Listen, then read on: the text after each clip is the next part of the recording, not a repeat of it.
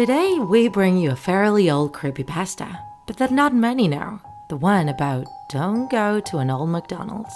Why? What are they hiding?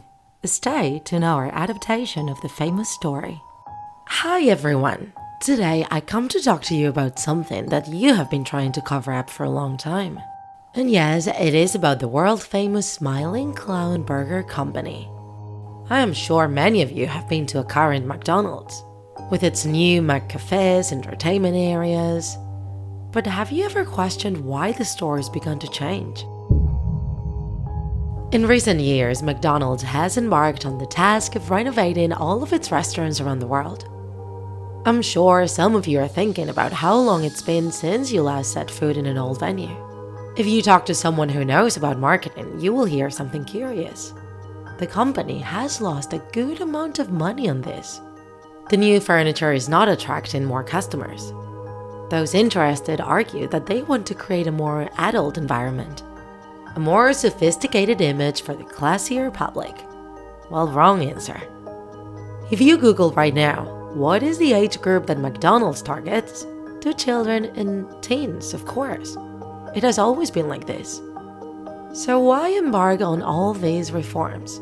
Why does one of the largest fast food corporations invest millions of dollars in such an unsuccessful marketing strategy? That's where the story gets interesting. Let's start with the play areas. If you remember correctly, there were rarely two identical entertainment areas in two McDonald's. Some were very funny, but others were quite dangerous too. The first story I found was about a carousel playground in Lancaster, Pennsylvania in the 80s. The place ended up closing a few months after it opened. Few explanations were given as to the reason for the closure. The place has been for sale since then. If you can contact the right people in Lancaster, you may be able to find an article that was never published. The children played on the carousel as normal. However, one day, several little ones managed to get under it, but they were never able to get out. The entire incident was carefully monitored by McDonald's PR department, so you'd be hard-pressed to find anyone who was there that afternoon. The only witness who spoke said this: when they got under it, some parents started screaming for help. Then something happened to the lights. The carousel got brighter and brighter and the music became deafening. I ran out of the building when the machine started smoking. But I looked out the window again to see if the kids were okay, and the employees were standing there behind the registers. It looked like they were waiting for more customers. Strange stories have emerged from that place over the years. Reports of children sinking into ball pits that should only be a few inches deep. Mothers searching for their children in the tubular structures and finding only their pair of socks. But the play spaces weren't the only places where strange events were recorded. In 1996, in Knoxville, Tennessee, there was a businessman in his 40s who entered the bathrooms of a McDonald's and remained there for 7 long hours. Customers and workers commented that he refused to leave the place. Finally, they called the police and managed to force the door. The emergency services had to restrain him as he wasn't willing to leave the toilet. As they took him out, he began to exclaim, "Take me back! I want to go back!" But the moment he left the restaurant, he collapsed. He had no memory of ever having been to a McDonald's. The restaurant was closed before anyone could inspect the bathroom in which the individual had locked himself. However, some people who had entered claimed to have heard several voices whispering things along the lines of, "It wasn't him. We have to go back. I saw you smile." Then a story circulated that in Vermont, in 1990, an employee in charge of the fryer area entered the middle of the restaurant and doused himself with boiling oil. He showed no reaction nor uttered a single word. Some customers started laughing and spinning around with the burning oil, and they all ended up in the hospital. Only one survived, but he refused to comment. Well, he couldn't do it easily either because his throat was melted down to the esophagus and he had to undergo multiple surgeries. The store manager claimed not to remember ever hiring that person as a fryer, and he didn't appear in any official document. He stated that his ID didn't even have a name on it. It just had pound signs written on it. Once again, that old McDonald's was closed without a trace. Most of these stories sounded like urban legends to me. Every time I found a new one, McDonald's closed its doors. As the 2000s progressed, cover-ups became so common that McDonald's decided to tear them all down and rebuild them all. Well, almost all of them, because some were left untouched. I needed to see one in person, to know if it felt like a different energy or if it was just scary stories from the internet. There was a little town in Orozca, near the highway. Maybe 100 people lived there, more or less. Completely cut off from the outside world, it seemed almost forgotten. You would never stop there if you don't live in that town, because there wasn't even a gas station, nor a rest area, nor a sign indicating that you were near that place. I had to do a little research to find where it was, as they had one of the few old McDonald's that still had its original look from the 1970s. I was surprised that there was a fast food restaurant in that area, when there wasn't even a supermarket. I planned a trip with a stop in Orozca. It was already night and we were in the middle of winter, so it was very cold. I doubt I would have found that place before GPS phone existed, because the detour from the main road was a dirt road, no landmarks or anything. When I entered the town, I saw that none of the houses had their lights on.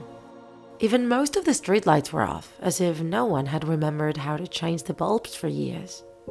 It was as if that place had been frozen in time. I would be surprised if most of the residents hadn't moved away or even passed away. It certainly had all the signs of a ghost town. I was about to give up hope when I finally saw it. The yellow light from the golden arches illuminated an empty parking lot in the distance. It hummed and flickered like an electric fly swatter with dead batteries. The sign up ahead said, "Try the new Egg McMuffin. We love seeing you smile." I parked my car in the center of the parking lot without thinking too much about it, because there was no one else there anyway. When I got out of the car, I noticed something sticky under my foot. There was a burger covered in mold and a dark liquid coming out of it. The smell was absolutely vomiting. I jumped to brush the remains of the burger off my shoe, but then I realized the entire parking lot was full of trash. There were boxes of half-eaten French fries and children's toys melted by the sun and soaked with grease from McDonald's bags. Everything was a mixture of dirt and snow, as if it had been there for months, maybe years. I hurried across the parking lot, trying to stave off the nausea that threatened to overtake me. As I approached the door, I saw that the windows were covered in dust. Someone had taped a piece of paper to the glass with the word "closed" scrawled in red marker. However, the sign hanging from inside clearly indicated that it was open. I approached the door cautiously and pushed it open. An artificial bell played, an old McDonald's tune that faltered in the last few notes as the door creaked. I looked around the room lit by fluorescent lights and realized that everything was empty. There was no one sitting at the tables or behind the counters. Someone had left a tray on one of the tables at the back, but there was no other sign that anyone had been there. The toys on display near the counter were of characters I had never heard of. Surely they were from a time before I was born. The entire place was covered in layers of faded paint in shades of yellow and red, and the tables had that wood finish so characteristic of a McDonald's. The wood appeared to be completely eaten away, but had been covered with layers of enamel in a sad attempt to maintain its original appearance. It all had a sort of greenish hue that I attributed to the old lights. However, what stood out the most, in my opinion, was an unpleasant burnt plastic smell that stung my nose. I approached the counter. As if there was someone present, I felt like I should make a request, although I also hoped I could ask some questions if there was someone to ask. I remained silent for about 15 minutes. I even shouted a hello, but only got a quiet echo in response. I had experienced bad service at some McDonald's in the past, but this was completely absurd. The place was very dirty, so I wasn't going to wait long.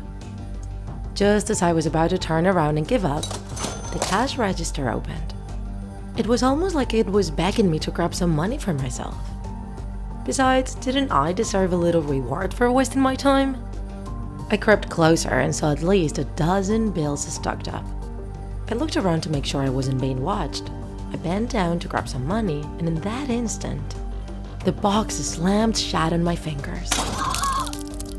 The metal dug deep into my skin, leaving a dark trail of blood along the edge. I screamed in pain. At the other end of the counter, a first aid kit hung on the wall.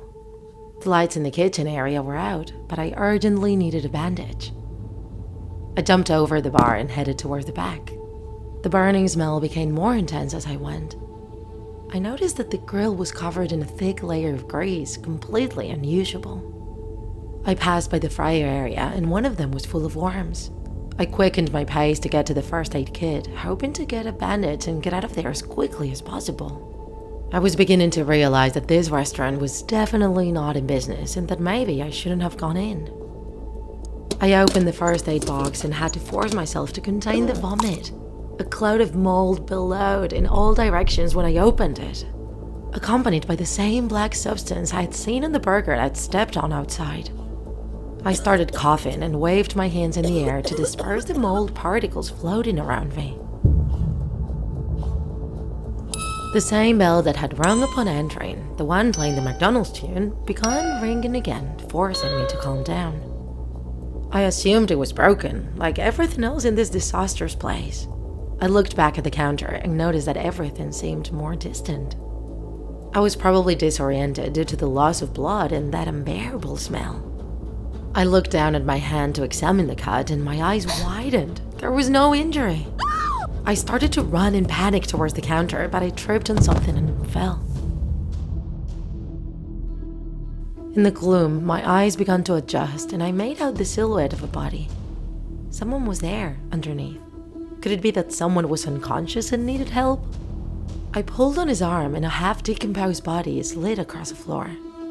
He was wearing a McDonald's uniform shirt and a padded tag in place of his name. His mouth was deformed, creating a sickly smile, but his eyes reflected desperation. I tried to scream, but no sound came out, like when you struggle to wake up from a nightmare. As I tried to stand up and approach the counter, the lights began to go out and the McDonald's tune grew louder and louder, the notes becoming high-pitched and distorted as they echoed. When I managed to get over the counter, I was paralyzed with horror. Since I had entered, I hadn't looked towards the opposite side of the restaurant where the games area was located. The glass that separated the restaurant from the children's area was covered with hundreds of bloody footprints sliding downwards. The slide was filled with stains of red liquid that cascaded down. At the bars, there were employee uniforms hanging with the same signs on their labels. The tables were surrounded by skeletons accompanied by rotten food on trays, some pieces of food hanging from their jaws. I watched in horror, so shocked that I found it impossible to move. As the rest of the restaurant fell into darkness, a light bulb in the center of the play area continued to shine like a beacon. Below it, there was a pool full of balls, barely able to contain all those colored plastic balls. From the center light bulb, smoke rose that made the eyes and throat sting, with the nauseating smell of burning plastic. Suddenly, the balls began to shake and fall over the edges, as if something inside them was moving. I wanted to run desperately, but my body refused to obey. Then, abruptly, the music stopped and the movement stopped completely. A yellow glove slowly emerged from the ball pit, its fingers twisted in a sinister dance. A sleeve followed in red and white, colors that slowly alternated as they emerged from below. The arm continued to rise towards the ceiling, higher and higher, and its joints creaked like breaking branches as they revealed themselves. When it was finally entirely visible, I saw that that arm was at least 2 meters long, extending in an exaggerated way. Once it reached the illuminated bulb in the ceiling, with its gloved fingers it began to twist it until it was loose. The room was plunged into darkness. In an instant, I broke into a run, knocking over chairs and jumping over the counter as I hurried to escape. The last light went out just as I reached the exit. I slammed the door, breaking the glass in the process. I rolled out into the parking lot, and in the dead silence, I heard a distant scream followed by a whisper that touched my ear. The whisper had the same distortion as the McDonald's tune. "Come back. I want to see you smile." I haven't told anyone what happened that night. I found an article online a few days later that said Orozco had been consumed by a fire that reduced everything to ashes. I don't know if that was a form of cover-up or if something more sinister occurred, but one thing's for sure. I will never go back to find out. In fact, I don't share this with the intention of getting you involved. I do this to warn you about the consequences of doing so. If you decide to visit another new McDonald's and buy a Big Mac or have a drink at the Mac Cafe, you'll be fine. They have taken steps to make those places safe, at least for now.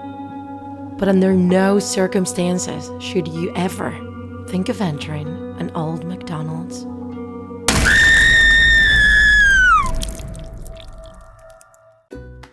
If you enjoyed this video, don't forget to like it. And if you want to see more Draw My Life videos, subscribe to our channel. See you in the next episode!